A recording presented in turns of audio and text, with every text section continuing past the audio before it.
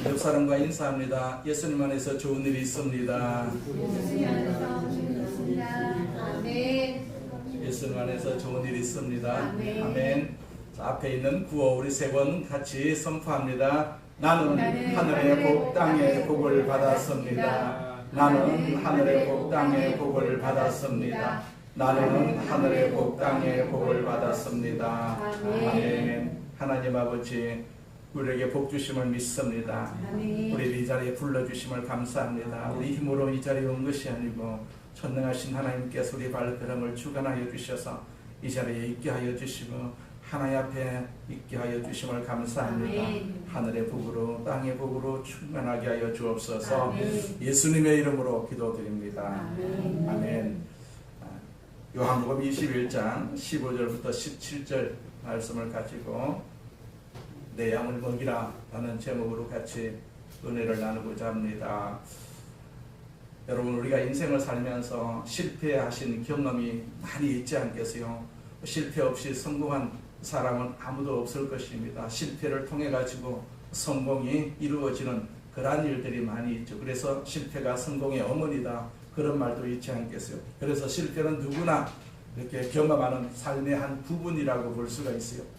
실패는 일상적이고 보편적인 삶의 경험이라고 이야기할 수가 있습니다. 누구나 실패하는 것은 사실입니다. 그런데 우리는 그 실패를 인정하기 싫어하죠. 실패를 자꾸만 감추려고 합니다. 때로는 내가 당한 실패가 다른 사람들에게 노출되거나 지적이 될 때 굉장히 부끄러움과 수치를 감추지 못합니다.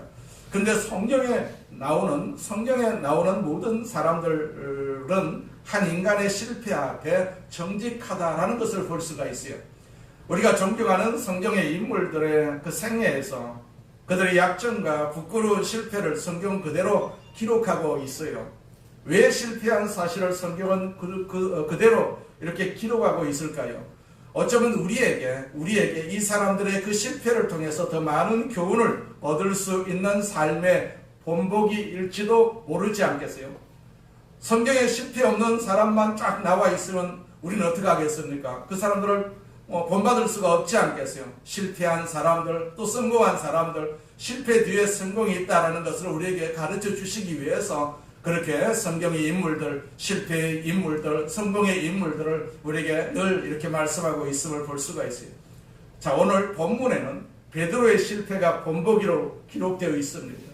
동시에 일상적인 실패를 극복하게 하시는 주님의 은혜가 또한 소개되어 있어요. 오늘 본문은 베드로가 예수님을 3번 부인을 하고 저주한 이후에 전개되는 일련의 사건들을 보여주고 있습니다. 베드로는 실패했어요. 주님 앞에 실패했습니다. 그래서 도저히 주님 앞에 설 수가 없다고 느끼면서 주님을 피하고 있었어요. 이 피하고 있는 베드로를 쫓아가서 다시 일으켜 세우는 주님의 은혜가 오늘 본문의 말씀에서 소개되고 있습니다. 우리에게 소개되고 있는 이 말씀이 바로 우리에게 힘 주시기 위해서, 우리에게 다시 소망 주시기 위해서 이 말씀을 주시는 줄로 믿습니다. 실패를 깨닫게 하시고 그 실패의 이유와 실패의 진상을 깨닫게 하시고 그 실패에서 한 사람, 즉 한 인간 베드로를 회복시키시는 하나님의 은혜의 이야기가 오늘 성경에서 우리에게 제공하고 있습니다. 첫째로 주님은 베드로를 실패한 문제 앞에 다시 서게 하시는 것을 볼 수가 있어요. 우리가 실패할 때마다 제일 먼저 하고 싶은 것은 실패의 현장에서 도망하고 싶은 유혹이지 않겠어요? 그래서 실패한 다음에 우리는 어떻게 합니까? 실패했던 그 일이나 현장에서 도망을 갑니다. 돌아섭니다. 주께서 베드로를 맨 처음 부르셨을 때 베드로의 삶을 완전히 바꾸면서 그에게 주셨던 위대한 약속이 무엇이었어요? 마태복음 4장 19절에 보면 나를 따라오너라 내가 너희로 사람을 낚는 어부가 되게 하리라, 그렇게 약속을 하셨어요. 이게 약속이었어요. 베드로에게 하신 약속이고 그 주변에 있는 베드로의 친구들에게 하신 약속입니다. 그래서 베드로는 물고기를 잡다가 그의 삶이 변화가 되어서 이제는 사람을 낚는 한 인간을 하나님 앞으로 인도하는 위대한 사명의 삶을 시작하게 되었어요. 그러던 어느 날 주님의 사명 앞에 실패를 하지 않겠어요? 그리고 주님을 부인하고 저주하고 주님 앞에 얼굴을 들 수 없는 그런 상황에서 그가 취한 행동이 오늘 본문에 쭉 기록이 되어 있어요. 21장에 쭉 기록이 되어 있어요. 본문 21장 요한복음 21장 3절에 보시게 되면 시몬 베드로가 나는 물고기 잡으러 가노라 그렇게 말하는 장면이 있어요. 과거로 돌아가는 장면이죠. 과거로 돌아갑니다. 여기 영적 사역에서 실패한 베드로의 모습을 성경이 보여주고 있습니다. 주님을 따라가는 일에 있어서 영적인 일에서 포기를 합니다. 그리고 물고기를 잡습니다. 그런데 물고기를 잡으러 갔지만은 물고기를 한 마리도 잡지를 못합니다. 실패해서 도망가는 것이 결코 성공을 약속하지 못하는 것 같습니다. 또 실패를 하고 맙니다. 베드로는 영적인 일에서뿐만 아니라 육신적인 삶의 현장에서도 또다시 실패의 고배를 마시는 것을 볼 수가 있습니다. 우리가 주님으로부터 부름을 받았지 않겠어요? 우리가 주님 안에서 살고 있지만 그래도 여러 가지 어려움을 당해가지고 우리가 흔들릴 때가 많이 있습니다. 그럴 때 우리가 주님을 포기하고 세상으로 돌아가는 사람들이 많이 있습니다. 그들이 세상으로 돌아가서 성공하는 일이 있습니까? 아마 비일비재 실패 또다시 실패할 수밖에 없을 것입니다. 우리는 신앙생활하면서 여러 가지 시험을 만나가지고 주님을 떠날까 교회를 떠날까 그렇게 이야기를 하고 있지만 절대로 교회를 떠나고 신앙생활을 포기하는 일은 절대로 하지 않아야 될 줄로 믿습니다. 우리가 주님으로부터 한번 부름을 받은 이상 우리는 주님 앞에서 죽으나 사나 주님 앞에 있어야 됩니다. 주님께 모든 것을 다 맡기고 주님 책임져 주십시오. 이렇게 고백하는 것이 우리의 일상적인 어떤 믿음의 표현이라고 할 수가 있습니다. 자, 베드로가 실패했지 않겠어요? 그런데 그 장면에서 예수님이 찾아오세요. 실패한 베드로를 그대로 두는 것이 아니었어요. 주님이 찾아오셨어요. 주님이 실패한 베드로를 찾아오셨다는 사실은 어떤 메시지입니까? 주님께서 이렇게 이야기하고 계신 것이죠. 베드로야, 도망간다고 해서 네 실패가 해결되는 것은 아니야. 피하는 것이 해결책이 아니야. 더 피하는 것이 해결이 아니다. 이것이 주님이 베드로에게 주신 메시지고 우리에게 주시는 메시지라고 볼 수가 있는 것이죠. 자, 물고기 한 마리도 잡지 못하고 전전긍긍하고 있을 때 주님께서 다시 그에게 나타나시죠. 9절에 보니까 육지에 올라보니 숯불이 있는데 그 위에 생선이 놓여있고 떡도 있더라. 그렇게 기록을 하고 있어요. 고기 한 마리 잡지 못하고 육지로 올라왔어요. 이 장면에서 숯불이 또 등장하는 것을 봅니다. 자, 육지에 와서 보니까 주님이 계시는데 주님 앞에 숯불이 놓여 있어요. 이 숯불은 베드로에게 잊을 수 없는 사건이 얽혀진 추억의 그런 숯불이지 않겠습니까? 사복음서 중에 마태복음, 마가복음, 누가복음은 베드로가 불가에서 주님을 부인했다. 그냥 불가에서 주님을 부인했다고 기록을 하고 있어요. 그러나 사도 요한은 요한복음 18장 18절에서 대제사장 가야바의 뜰에서 예수님이 드디어 제사장 앞에 끌려가가지고 신문을 받는 장면에서 어떤 병정 하나가 이렇게 이야기를 하죠. 베드로를 만나가지고. 그리고 그 장면 속에서 이런 내용이 기록이 되어 있어요. 그때가 추운 거로 종과 아랫 사람들이 불을 피우고 서서 쬐니 베드로도 함께 서서 쬐더라.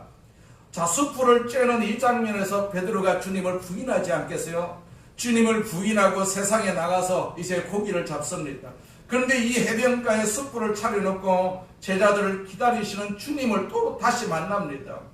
우리 인간은 어떤 장면에서 실패할 때 실패한 그 장면을 생각하고 싶지 않습니다. 그러나 생각하고 싶지 않다고 해서 그 자세가 그 문제에서 우리를 다시 일어서게 만들어 줄 수는 없지 않겠습니까? 내가 실패한 문제를 직면하기 전까지는 그 문제를 뛰어넘는 삶의 전진이 불가능하다라는 사실을 우리 너무나도 잘 알고 있지 않겠어요? 숯불을 다시 등장시킨 주님의 이유를 우리는 알 수가 있지 않겠어요? 베드로는 주님을 부인했어요. 숯불 앞에서 주님을 3번씩이나 부인했습니다. 배신했습니다. 주님을 부인하고 배신했던 그 장면에서 베드로는 주님의 손을 붙들고 다시 일어나야 되지 않겠어요? 그러한 경험이 없이는 베드로는 자기의 삶에 대한 피약을 약속을 기대할 수가 없는 것입니다. 주님이 베드로에게 찾아와가지고 물으시죠. 15절에 보니까 네가 이 사람들보다 나를 더 사랑하느냐? 한 번도 아니고 그 이후에 3번씩이나 묻지 않겠어요? 이것은 베드로에게 무엇을 연상을 시키는 것입니까? 베드로가 3번씩이나 주님을 부인했던 그 추억으로 다시 베드로를 이끌고 가는 것을 봅니다. 실패를 하고 보기 좋게 넘어진 그리고 깨져버린 그 좌절과 실망의 장에 베드로는 다시 서야 됩니다. 그리고 그 곤란하고 난처한 자리 한복판에서 다시 주님을 만나 주님과 함께 거기서 어떻게 다시 일어서는가를 배워야 할 필요가 있다라는 얘기죠. 이 교훈을 배우지 않고는요, 베드로는 앞으로 향해서 나갈 수가 없기 때문에 주님께서 다시 찾아오셔서 베드로에게 이런 질문을 하십니다. 네가 나를 사랑하느냐? 자, 주님께서 먼저 베드로를 이 과거의 실패 앞에 다시 서게 하셨어요. 문제를 다시 바라보게 하셨던 것입니다. 여러분, 문제를 피하지 마시기 바랍니다. 문제를 피하면 주님을 피하는 것과 마찬가지입니다. 우리는 문제 앞에 섰을 때 항상 주님을 생각할 수밖에 없는 그러한 믿음의 사람들이기 때문에 우리는 문제를 피하게 되면 주님을 피할 수밖에 없습니다. 때때로 우리가 주님과 신앙생활을 잘 하다가도 문제가 생기게 되면요, 문제를 피합니다. 피해가지고 세상으로 돌아가는 사람들이 많이 있습니다.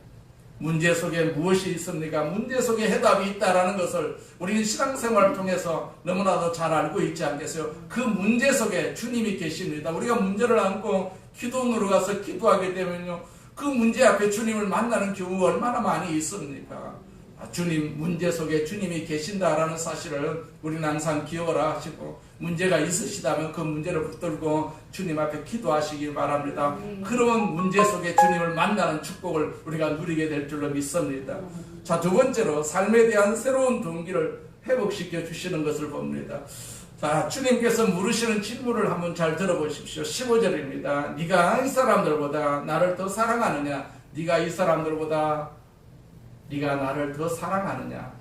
자, 여러분이 만일 주님이라면 이때 베드로를 만났을 때 어떻게 물었을까요? 나를 부인하고 나를 저주하고 떠나간 베드로를 바라보고 주님이, 야, 나를 왜 부인을 했느냐? 왜 저주를 했느냐? 그 이유가 무엇이냐? 이렇게 물으면서 붙들고 따졌을 것 아니겠어요?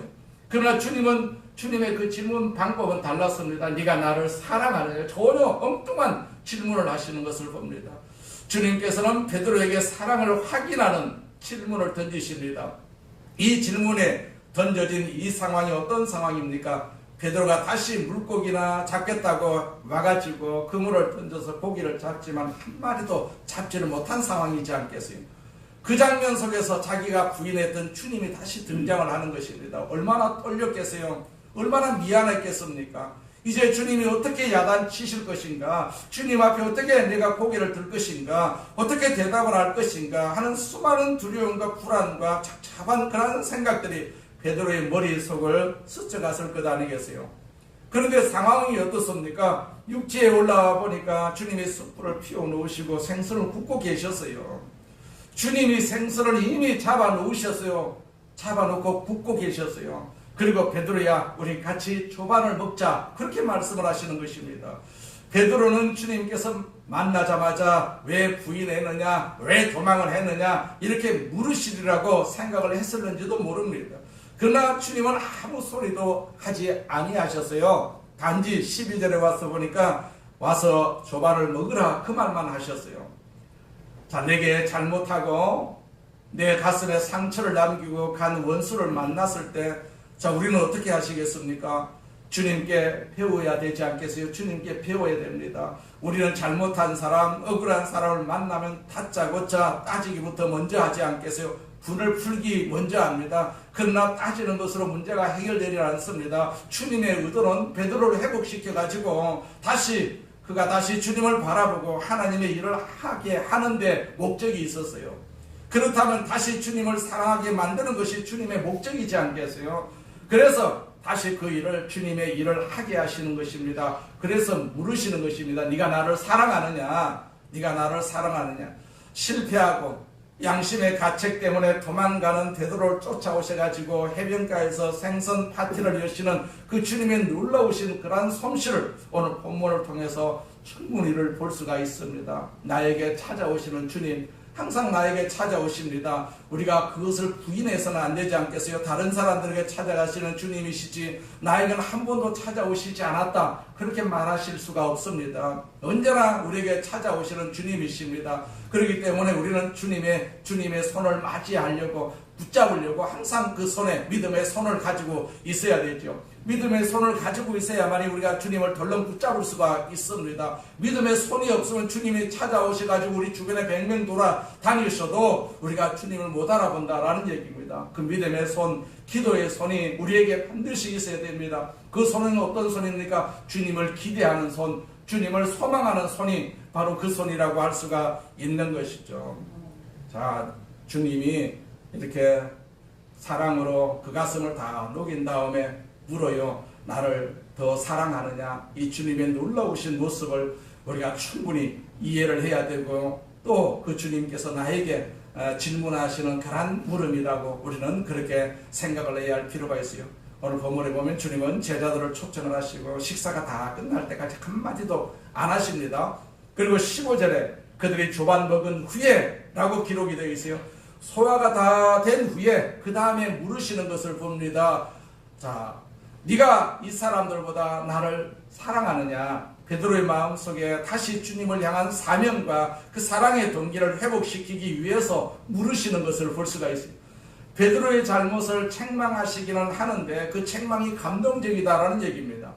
여러분, 책망은 감동적으로 해야 되지 않겠습니까? 충동도 좀 감동적으로 할 필요가 있어요. 그렇지 않고는 변화가 일어나지 않습니다. 우리가 자녀들을 우리가 책망할 때 그냥 무조건 책망하게 되면 자녀들이 반발을 일으킬 수밖에 없지 않겠어요? 좀 감동적으로 그 책망은 내버려 두고 그 문제는 내버려 두고 오히려 칭찬하는 그런 말로 시작하게 되면 자녀들이 감동을 받을 수밖에 없지 않겠어요? 예수님도 베드로에게 그런 감동을 먼저 앵겨주시는 것을 볼 수가 있습니다. 책망이 아니고 감동을 주시는 것을 봅니다. 우리 하나님이 인간을 책망하실 때 그냥 이렇게 말씀하실 수도 있지 않겠어요? 회개하라, 안 하면 지옥으로 보내겠다. 그러나 그렇게 하지 않으셨어요. 하나님은 먼저 당신의 외아들을 보내시고 십자가에 매다셨어요.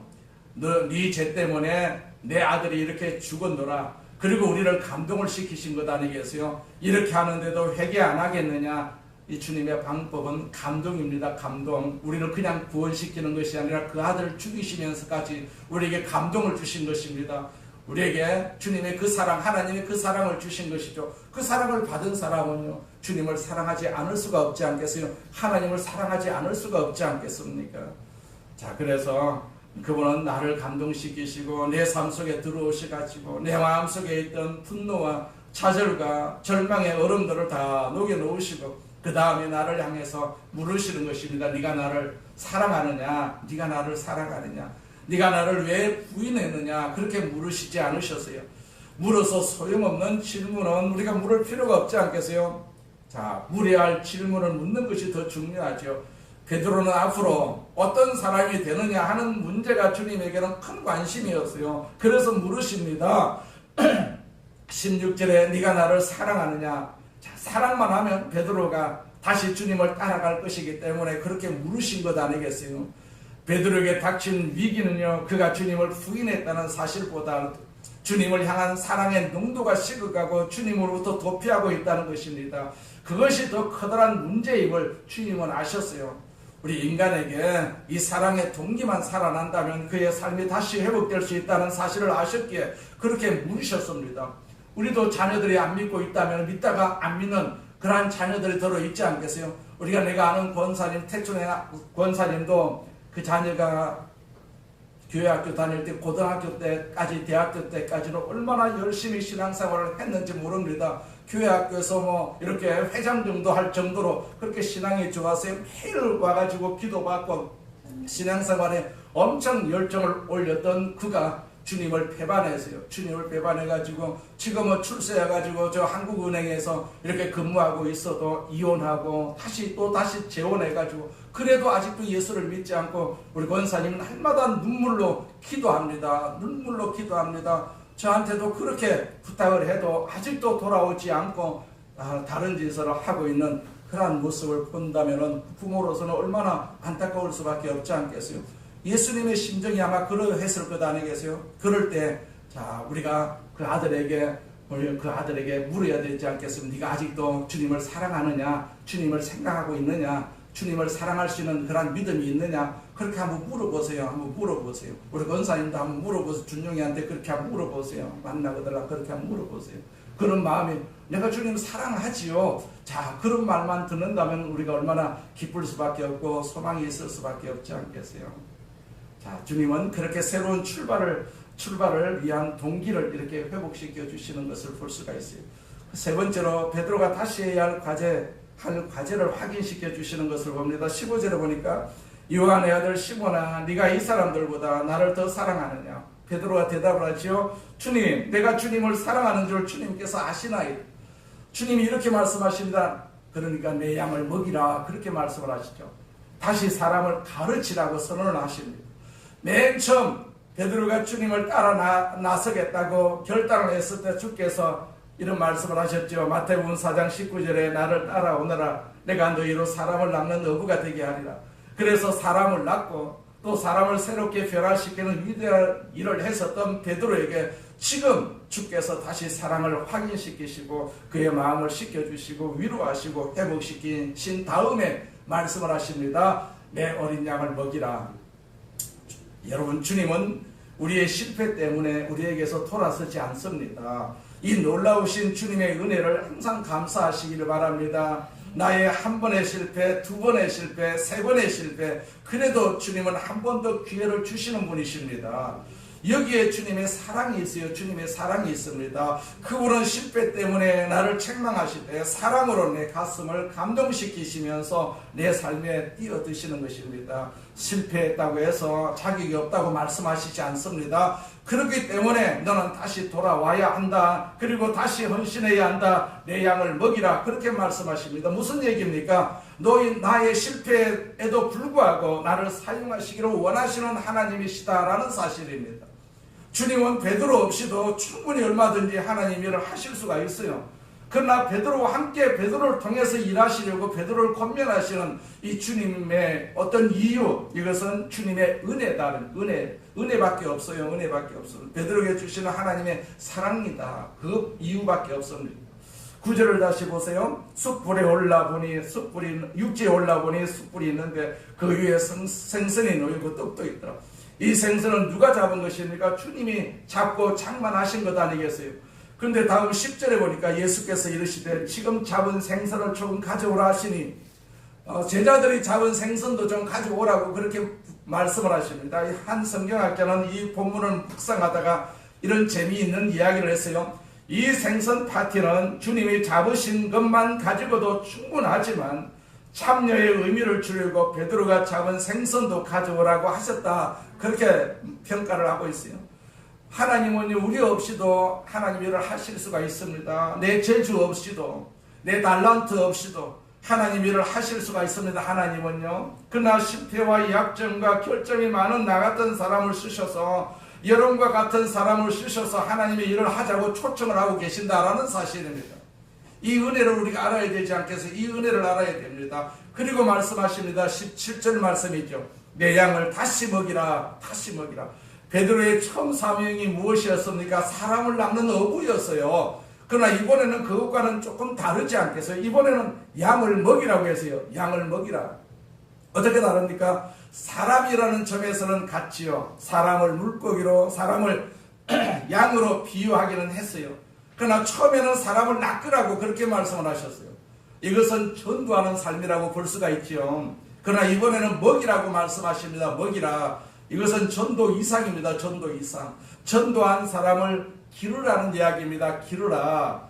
자, 그들을 하나님의 사람으로 만들라는 이야기입니다. 만들라는 이야기입니다. 전도의 사명보다는 목자의 사명이 훨씬 더 중요한 책임이고 무거운 직책임을 우리는 알 수가 있지 않겠어요?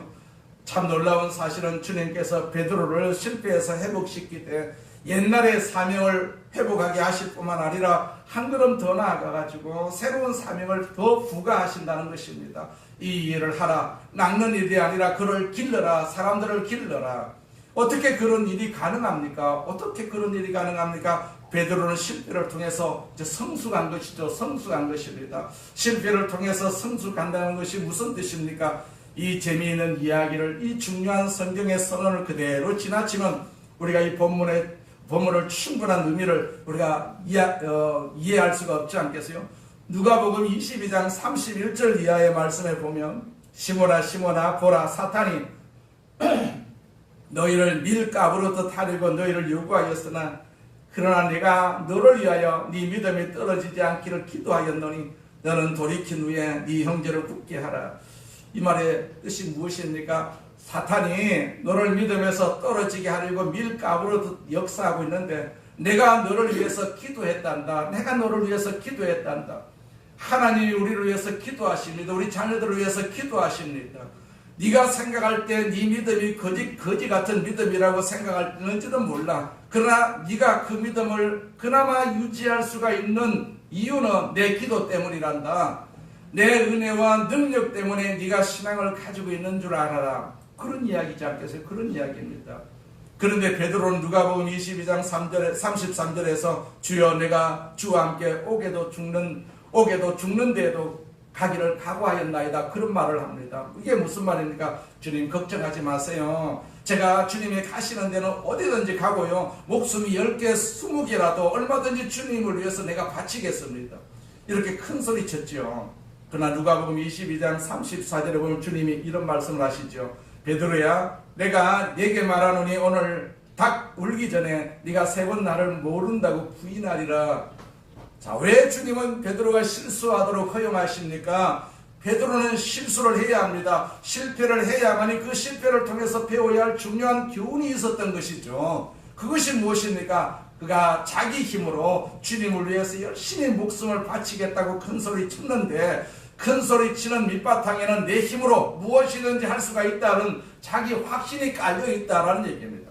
그러나 베드로는 이제 실패하지 않겠어요? 자기 확신 가지고는 우리가 신앙생활을 할 수가 없습니다. 내 이성 가지고는 신앙생활을 할 수가 없습니다. 믿음으로 우리가 신앙생활을 하는 것이죠. 내가 많이 배움으로 말미암아서 내가 천국 갈 것이다. 내가 돈이 많이 있기 때문에 내가 천국 갈 것이다. 그것 가지고는 천국이 불가능하지 않겠어요?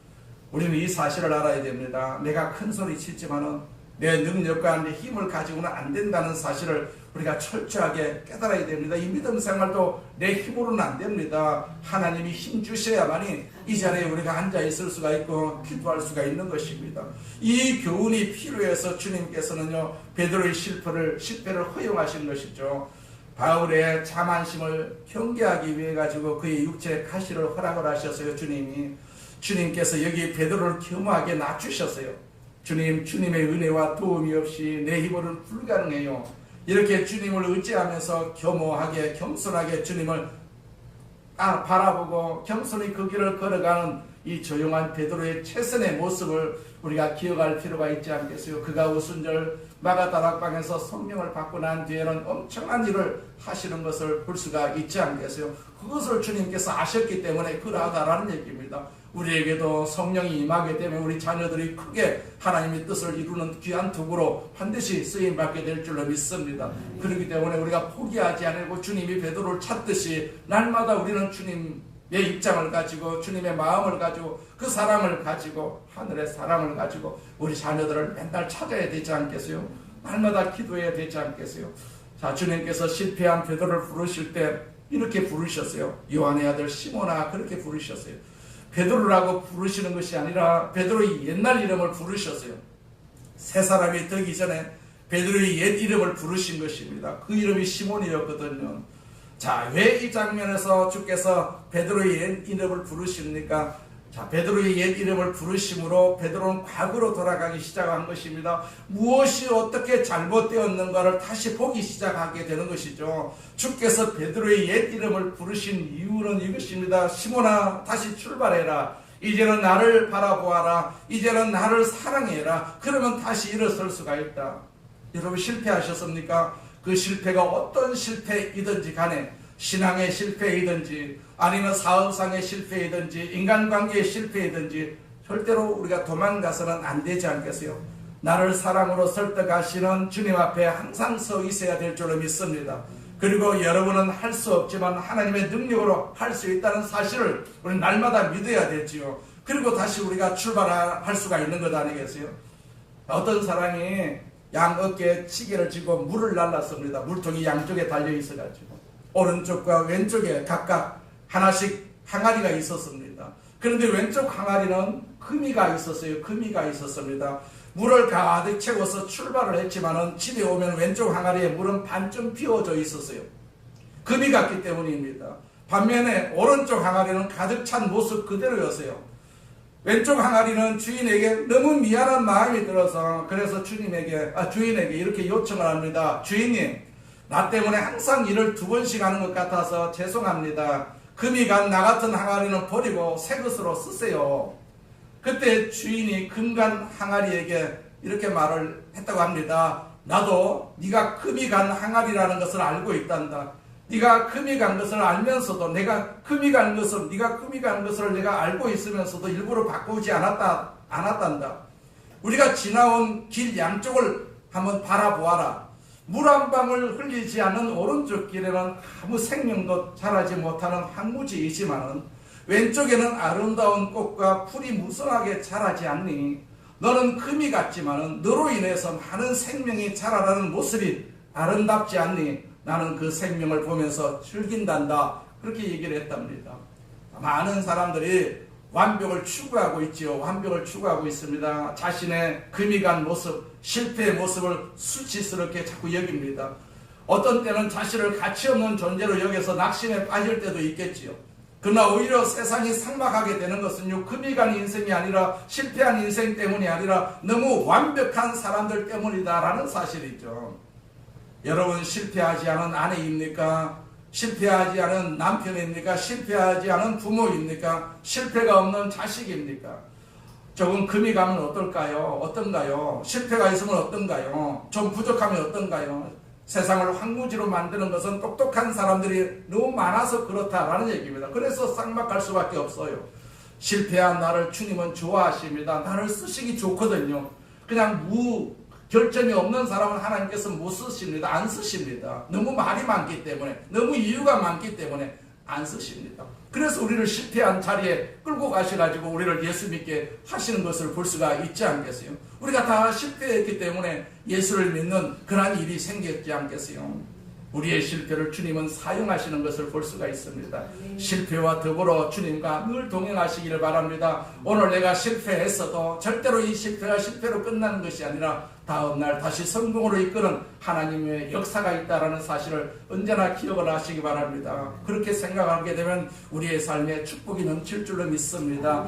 깨진 항아리에 물이 흘러서 그 물로 인해 가지고 꽃이 피고 풀이 피듯이 우리가 실패한 그 자리에 하나님께서 항상 오셔서 우리에게 은혜를 주시고 우리를 축복하신다는 사실을 우리는 늘 기억해야 될 줄로 믿습니다. 자식도 잘난 자식은 부모가 별로 관심을 안 가집니다. 네가 잘났으니까 잘난 대로 살고 있으니까. 그러나 실패하고 어중간한 그런 자식에게는 늘 관심이 있을 수밖에 없지 않겠어요? 그래서 그 부모가 그 자식에게 사랑을 그렇게 붓는 모습을 볼 수가 있습니다. 주님도 마찬가지입니다. 우리가 어리바리하니까 주님께서 우리에게 오셔서 항상 우리에게 관심을 가지시고 우리를 끌어주시는 것을 우리는 항상 기억해야 될 줄로 믿습니다. 그래서 인생을 살면서 약간의 실패가 있어도 실수가 있어도 절대로 우리가 낙심하지 말고 그것 때문에 포기하지 않고 다시 한번 우리가 주님 앞에 나서게 되면은 이렇게 베드로를 사용하시는 그 주님을 우리가 다시 한번 만날 수가 있고 약한 우리도 하나님께서 사용해 주셔서 주님 나라의 귀한 도구로 쓰실 수가 있게 될 줄로 믿습니다. 우리 모두가 다 하나님 앞에 쓰임받는 귀한 도구가 되시기를 주의 이름으로 축원을 드립니다.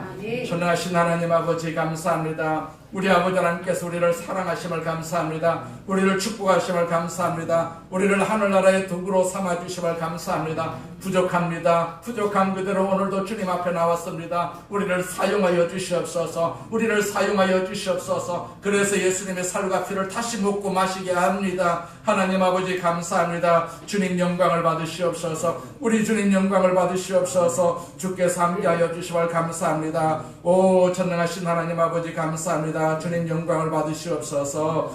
예수님의 이름으로 기도드립니다. 아멘. 우리 말씀을 생각하시면서 통성으로 한번 기도하겠습니다. 할렐루야. 전능하신 하나님 아버지 감사합니다. 감사합니다. 감사합니다. 하나님 영광을 받으시옵소서. 영광을 받으시옵소서. 우리 아버지 하나님께서 우리와 함께 계심을 감사합니다. 우리와 함께 계심을 감사합니다. 우리가 부족하고 연약합니다. 그래서 우리를 하나님께서 불러주셨습니다. 하나님의 자녀로 이렇게 불러주셨습니다. 오늘 이 시간에도 다시 한번 우리가 하나님의 자녀라는 사실을 이 살과 이 피를 통해서 우리에게 기운하여 주시고 확인시켜 주심을 감사합니다. 우리는 여전히 하나님의 자녀입니다. 아버지 하나님 자녀임을 깨닫게 하여 주옵시고 자녀임을 알게 하여 주옵시고 자녀임을 우리가 소망하는 그런 복된 삶이 될 수 있도록 주께서 인도하여 주심을 감사합니다. 우리에게 관심을 가지시고 우리에게 살과 피를 오늘도 허락하여 주심을 감사합니다. 주님 영광을 받으시옵소서. 다시 한번 주님 앞에 설 수 있도록 은혜를 주심을 감사합니다. 이 은혜를 주심을 감사합니다. 주님 영광을 받으시옵소서. 이 은혜를 통해서 우리를 고쳐주시옵소서. 우리의 질병도 치료하여 주옵시고 우리를 괴롭히는 모든 악한 문제도 주님 앞에 있사오니 해결하여 주셔서 주님과 더불어서 기뻐하고 즐거워하고 주님의 큰 일을 감당할 수 있는 도구로 사용되게 하여 주시옵소서. 오 전능하신 하나님 아버지 감사합니다. 우리를 축복하심을 감사합니다. 우리를 축복하심을 감사합니다. 오 주의 성령께서 우리 가운데 오심을 감사합니다. 성령이 우리 가운데 오심을 감사합니다. 임하심을 감사합니다. 임하심을 감사합니다. 임하심을 감사합니다. 주님 영광을 받으시옵소서. 우리 주님 영광을 받으시옵소서. 할렐루야 감사합니다. 지금은 우리 주 예수 그리스도의 무한하신 은혜와 아버지 하나님의 극진하신 사랑과 보혜사 성령님의 교통하심과 인도하심과 축복하심이 오늘 예수님의 살과 피를 묻고 마시고 주 앞에 영광을 돌리고자 원하고 돌아가는 우리 모든 성도들 머리 위와 그 가정과 직장과 사업장과 자녀 위에 지금으로부터 영원토록 함께 있을지어다. 아멘. 아멘. 살아계신 주 나의 참된 소망 걱정 근심 전혀 없네. 사랑해 주네 갈 길 인도하니 내 모든 삶의 기쁨 늘 충만하네. 할렐루야. 우리 하나님께 감사를 드리겠습니다. 할렐루야. 한 주간 또 승리하시기 바랍니다. 아멘.